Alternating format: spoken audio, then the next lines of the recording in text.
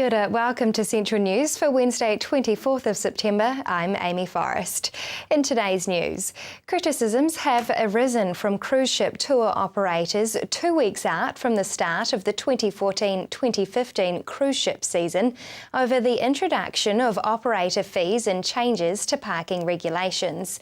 Tauranga Cruise Tourism Operators Association Incorporated Chairman Simon Beaton told Tauranga City Council on Monday operators were ignored in the consultation process and that Tourism Bay of Plenty is creating a monopoly. The changes involve the creation of a designated passenger vehicle stand for tourist vehicles within Salisbury Wharf car park. Tourist vehicle operators will be required to have a permit to use the passenger vehicle stand during the cruise ship season, which will be monitored by Council's parking team. Operators must also pay a 15% commission to Tourism Bay of Plenty to pick up passengers around the port gates. Simon says the new parking regulations are unworkable and make no provisions for stretch limousines. They force buses to use angle parking and also make no provisions for 49-seat buses. In response to the points Simon raised, council staff are organising a meeting which will be held tomorrow. Waikato District Health Board's Chief Operating Officer Jan Adams is to take up a newly created position of Primary Care Strategic Liaison for the DHB early next month. Waikato DHB Chief Executive Nigel Murray said moving such an experienced healthcare leader into a primary care strategic role would strengthen the DHB's relationships with primary care organisations and other Midland DHBs.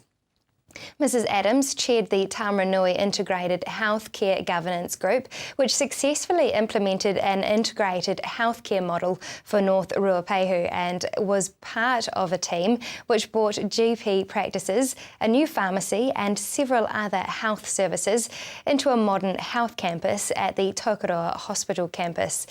Mr Murray says Jan has shown through her 41 years working in health that she has many special capabilities. The most significant one for her new role is her ability to work with a number of organisations and people to get the best result for health. Now for our marine forecast. West Coast Raglan, southwest 25 knots with rough sea, easing this evening to 15 knots.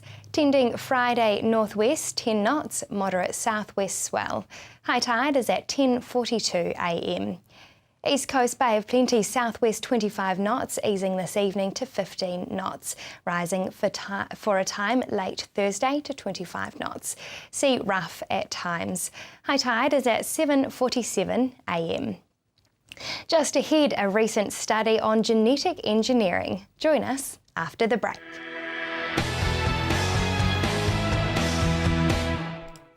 Welcome to Central News on TV Central.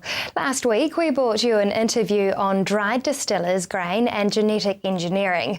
Tonight, Hilary and Frank Rausen continue the discussion around a recent study in Central America. Now, in the previous interview that we had, you did talk and you mentioned about a study in Central America around sugarcane. So can you elaborate on that? The study was actually, that came out within the last few months, was actually from Sri Lanka, but they're actually reinforcing what has been found in Central American states like Nicaragua. Cane workers, 1 in 4 workers in the cane fields in those countries, in Sri Lanka particularly 1 in 4, but it's the same level in these other countries, are dying. There have been 20,000 deaths and 400,000 people been diagnosed with this chronic kidney disease, and they have taken steps to reduce or cut I think the president of Sri Lanka cut it originally, and it's been brought back to a little bit of more control of the use of glyphosate or glyphosate-based herbicides in Sri Lanka. That sort of thing. There are. You know, we're not in Sri Lanka, we haven't got that same content here, but it's getting worse because we've got these glyphosate-based herbicides coming in, say the soy, coming in this DDG DDGS, dried distillers grains, going into the thing. The other one is the use of glyphosate-based herbicides in agriculture, like in Sri Lanka, ground preparation for these crops which go in there, and bear in mind that glyphosate concentrates into the growing tips, that's the root, the shoot tips, and the reproductive things, which are the seeds which we feed our kids. Right.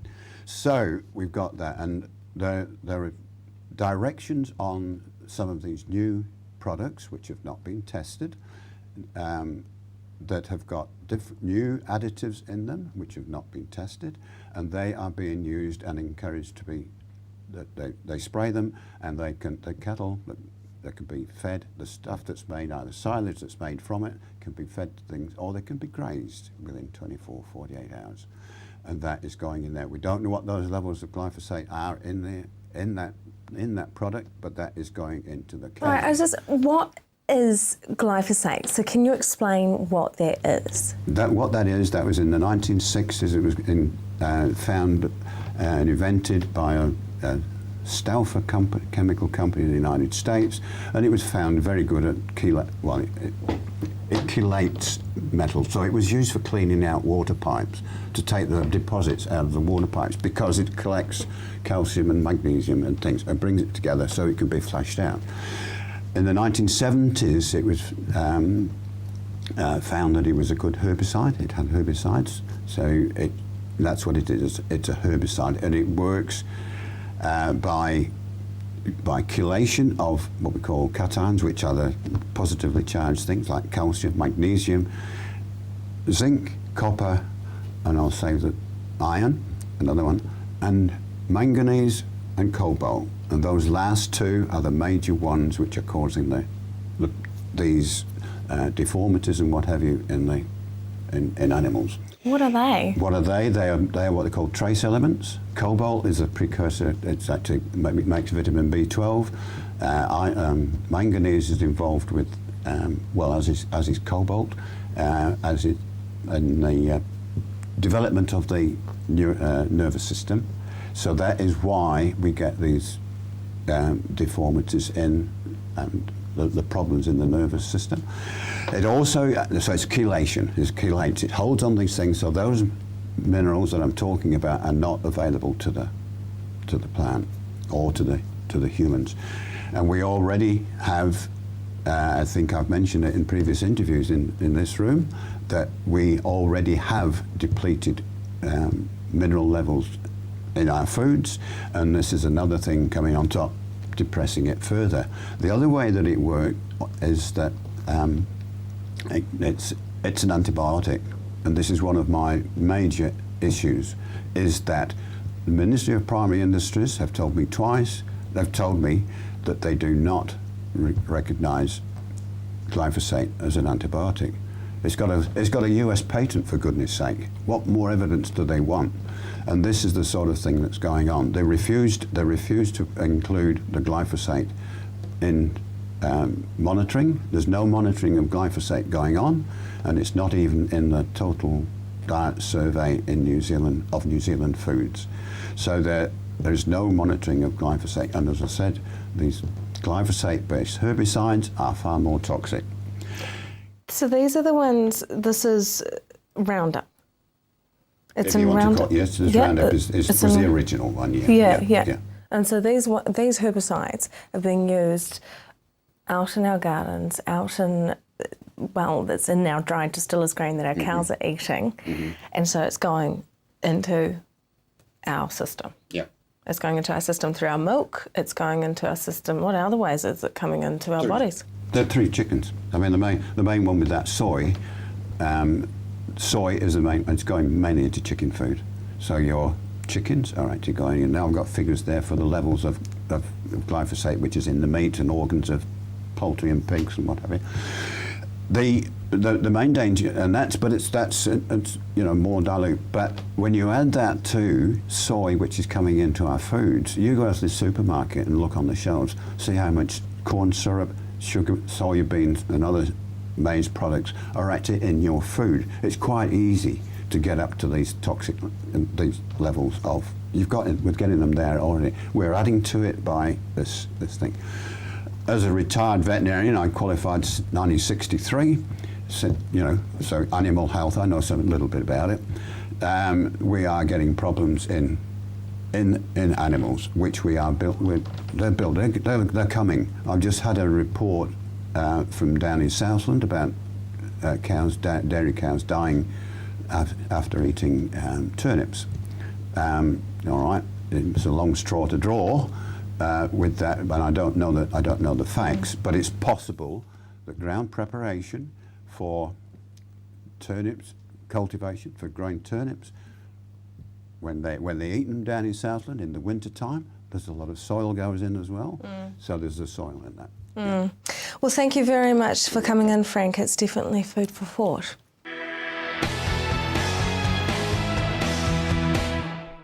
Kia ora, welcome back to Central News. With over 170 bars, restaurants and cafes throughout the city, Hamilton boasts the highest per capita hospitality choice in New Zealand. And a brand new one has just joined the throng to rave reviews.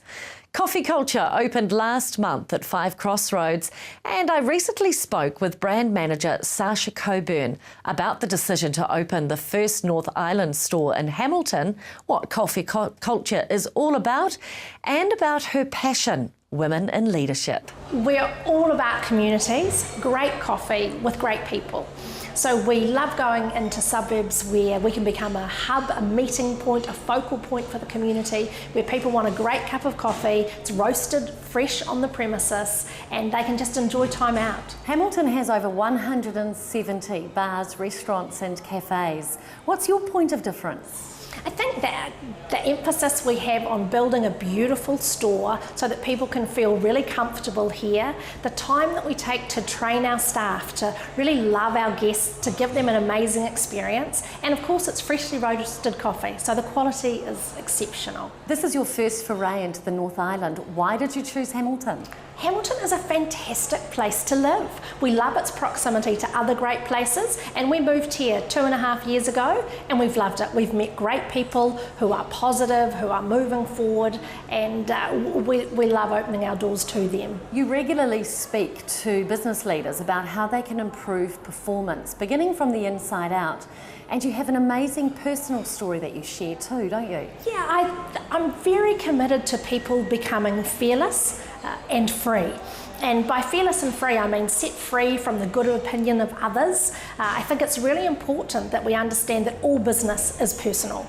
And if we work on ourselves, that's the biggest thing we can do to improve our businesses, to acknowledge what our own fears are and to get over them. So I'm passionate about helping people get over the fears, the things that are holding them back, the fear of failure, the fear of success, the fear of what other people will think. And if we can get past that, we can work together and do great things. The fear of success? Yeah, some people think, oh, well, if I was really successful, my life would change and, oh, that would be hard, so I better just stay where I am right now. And I just encourage people to go for it. You're also passionate about women in leadership. Tell me about that.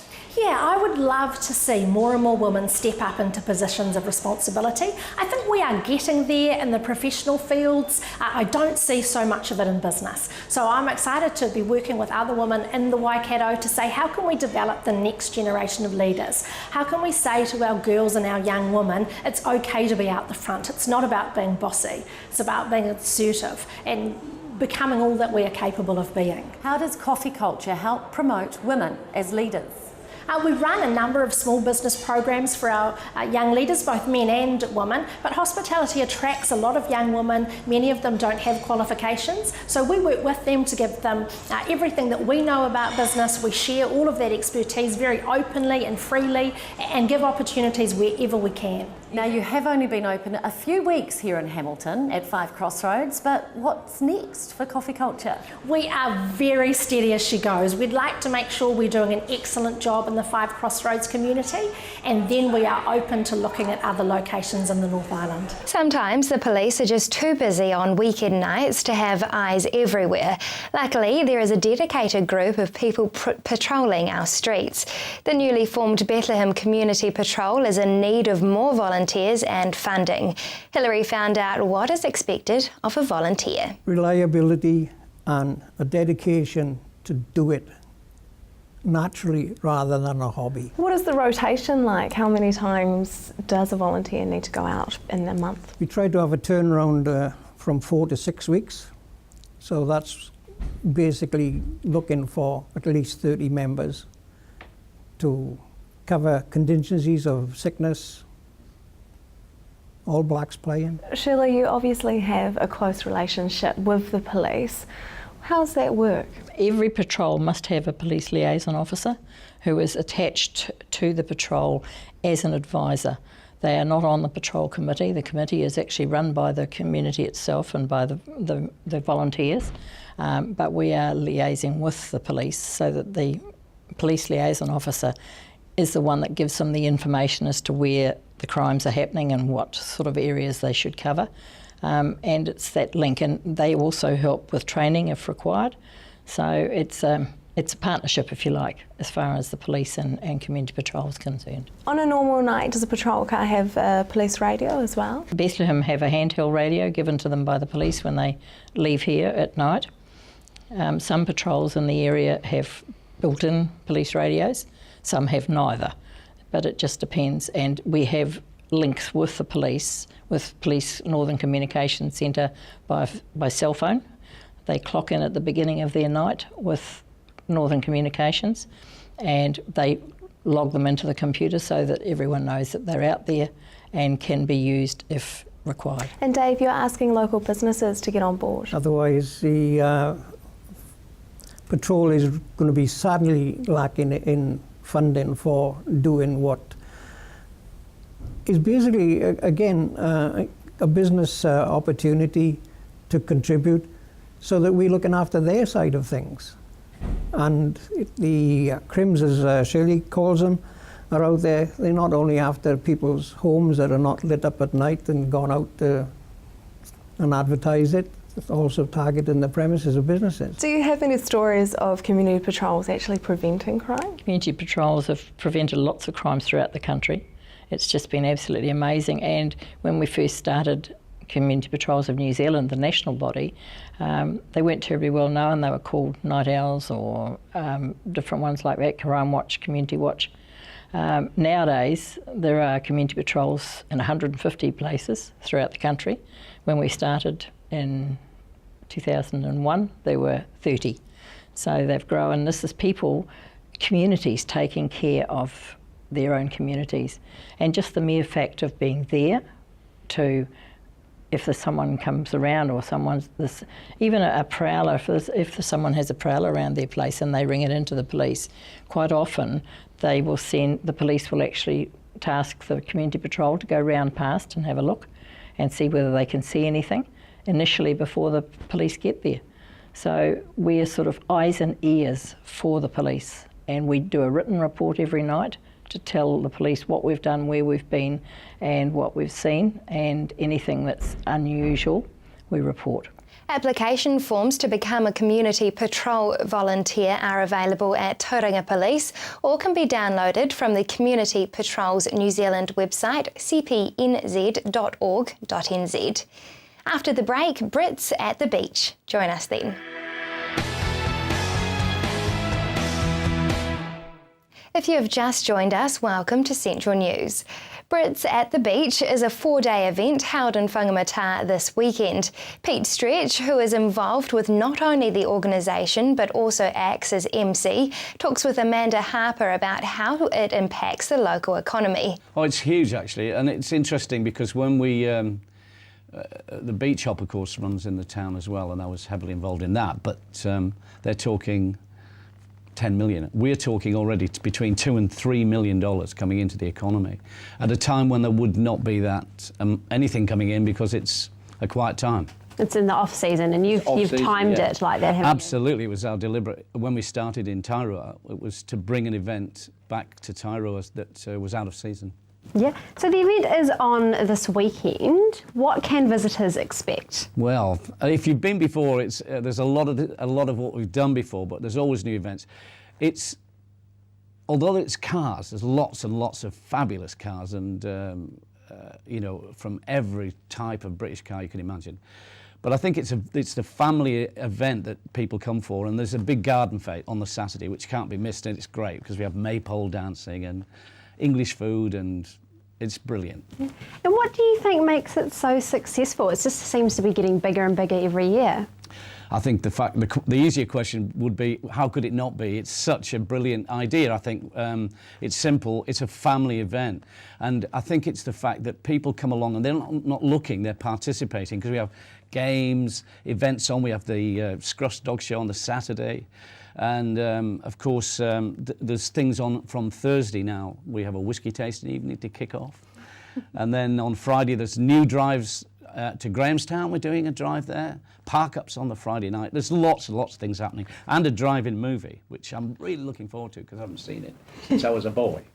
Wow, a drive-in movie, that sounds really it's going to be great. fantastic. But just to point out, all the information as well is on our website, britsatthebeach.co.nz. So there's still time to register on there as well if you've got a car, which would be great. You know, how did Brits at the Beach come about? Did you come up with it? Well, Colin McCabe, and Colin runs the local Cool FM radio station in Whonga, and we sit on the deck and have a beer, and, well, he doesn't, but I do. And we were looking at things to do, and I was 6 years as chairman and president of the Beach Hall, and we suddenly thought, why not something about British cars? And it was as simple as that, and that's the joy of it, that it's stayed very simple. It's a very simple idea. But, you know, we now have our Dire Straits band on Saturday night, which is going to be brilliant. So there's lots on. And what's your personal favourite part? Well, I shouldn't say Monday morning, but afterwards, no. I think it's the participation. It's because I MC and my band's playing on the Friday night as well. I think it's that there's a unique sense of involvement which you get, which is unlike any other festival I've ever been at. Yeah, and lastly, before we finish, when and where is it? It's this weekend, yep. And we've got, although things start on Thursday night, and then on Friday with the drive-in, and then the big day Saturday.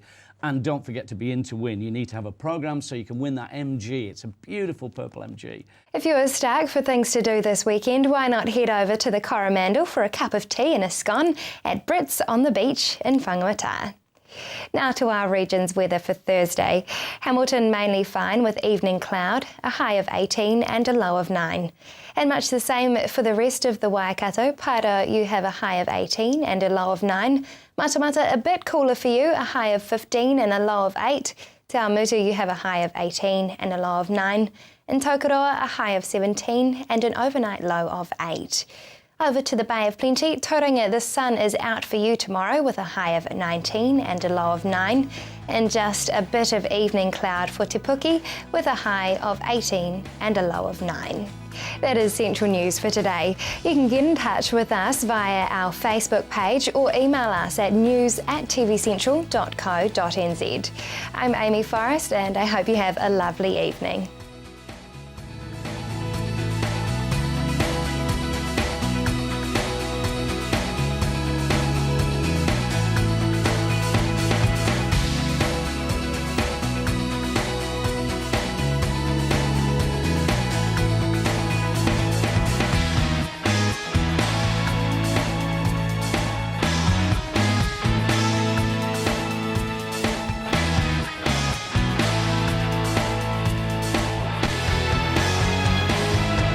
This has been an Alpha Media production, a division of Television Media Group.